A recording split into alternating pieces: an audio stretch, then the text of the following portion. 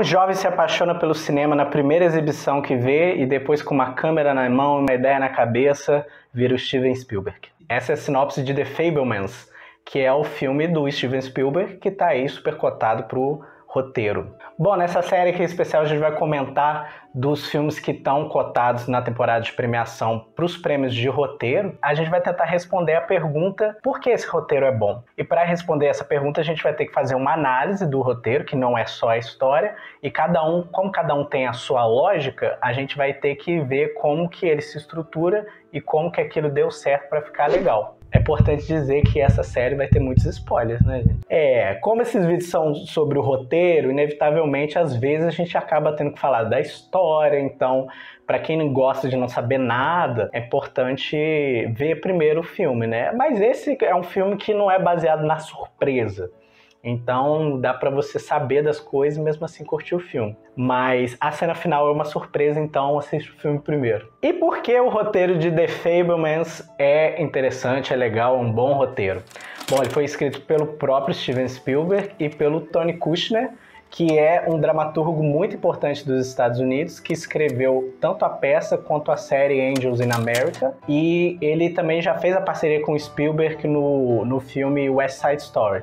E aí, durante as gravações, eles tiveram essa ideia de fazer esse filme e trabalharam juntos na escrita desse roteiro. Bom, esse roteiro combina dois estilos de história de filmes, que é o filme autobiográfico, porque é uma história sobre a vida do próprio Steven Spielberg, e a metalinguagem, porque acaba sendo uma história sobre o próprio cinema, porque o Steven Spielberg é uma lenda viva do cinema. E é isso que faz o filme ser incrível e genial? Não, porque isso também não é original. Tá todo mundo fazendo isso há um tempo. A qualidade está na forma como isso foi feito, porque isso foi feito de uma maneira muito sutil, muito controlada.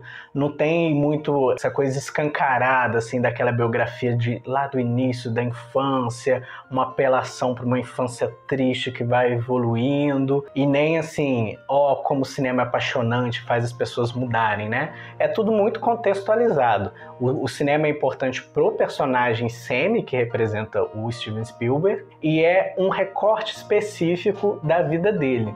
Isso é muito importante, esse conceito de recorte, porque o conceito de edição é muito importante no filme, mas a gente chega lá. A vida do Spielberg é colocada como se fosse numa sala de montagem. Então tem esse primeiro momento, que é o momento que ele descobre o cinema e vê importante assim, essa maneira de trabalhar com imagem, com luz, e ele elege alguns personagens da família como personagens para um drama interessante. E você percebe isso pelos personagens que não são eleitos.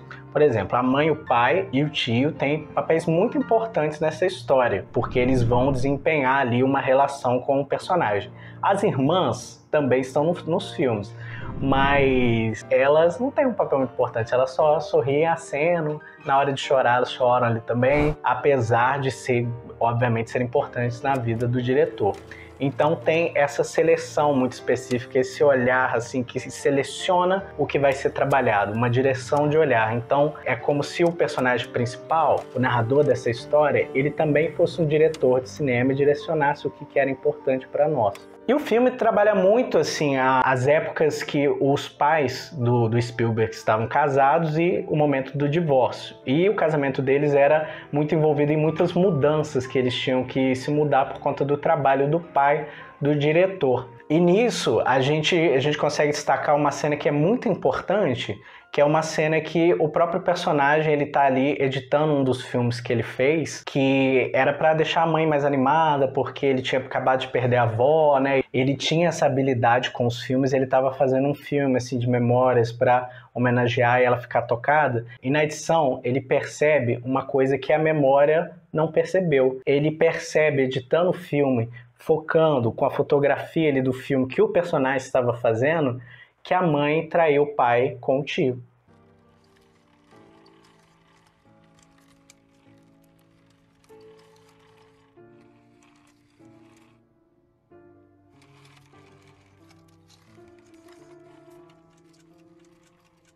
ele acaba virando um recurso narrativo, porque é uma edição que ele faz da própria vida.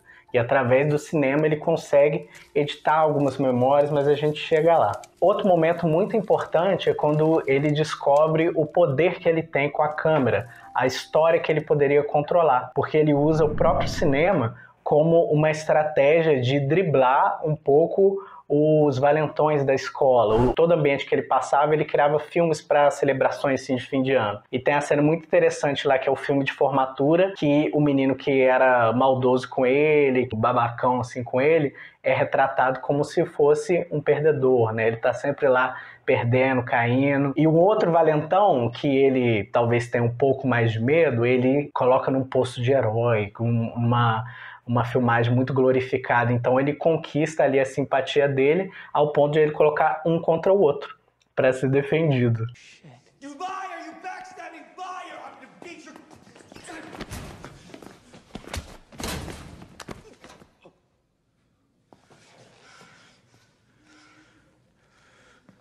Então é aí que a gente encontra um valor para o roteiro do filme, que ele conseguiu achar um potencial narrativo para elementos do cinema, como a fotografia, que não é só assim a beleza do filme, né, que é o ângulo, o foco que se dá, é o movimento de câmera, é o olhar que ele deu, quer dizer, a fotografia, e a edição, como que isso pode estar ali presente na vida dele, como momentos mesmo, né? Os momentos recortados, né? Que trechos estão ali. Então a fotografia e a edição estavam ali, né? Tem muita meta. Ele faz vários filmes durante, né? Tem uma cena, inclusive, também que ele tá fazendo quando ele tava nos escoteiros, que aí ele resolve fazer um filme de faroeste, né? Aí eles lá assim, dando tiro, né? Ele, ai meu Deus, tá muito falso, como é que vai dar uma veracidade nisso? Aí ele pega lá o filme, né? A película. Aí ele fura com um alfinete lá, assim,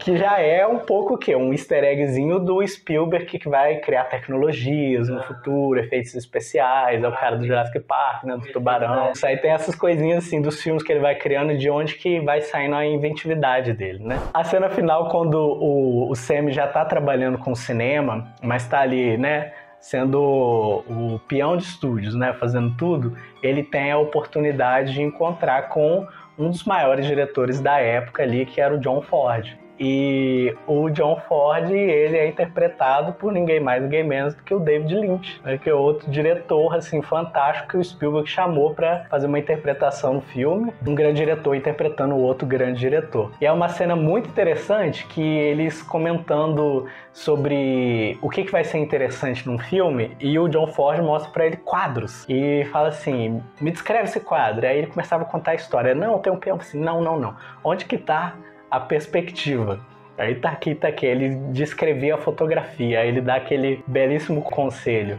Se a perspectiva está em cima, o filme é interessante. E é muito legal assim pensar, porque o Steven Spielberg é o cara que fez o ET, e o filme termina com a câmera subindo assim, né, indo pra cima, que é pra onde realmente o Steven Spielberg foi. É um momento assim metalinguístico muito bonitinho, é legal de ver. Pena que tem ninguém não vê, né? Só Avatar! Bom, e então, voltando à pergunta, por que o roteiro de The Fabelmans é bom? Porque ele trabalha tanto o filme autobiográfico quanto a metalinguagem de uma forma muito cuidadosa e consegue incorporar as linguagens do cinema, os trabalhos do cinema, como a fotografia e o roteiro, de uma forma narrativa que fica muito da bonita. Se você gostou desse conteúdo sobre os roteiros, então, assim, compartilha aí com quem você acha que também vai gostar. Deixa um comentário pra gente, assim, alguma sugestão. E deixa sua curtida e se inscreve no canal. Até a próxima.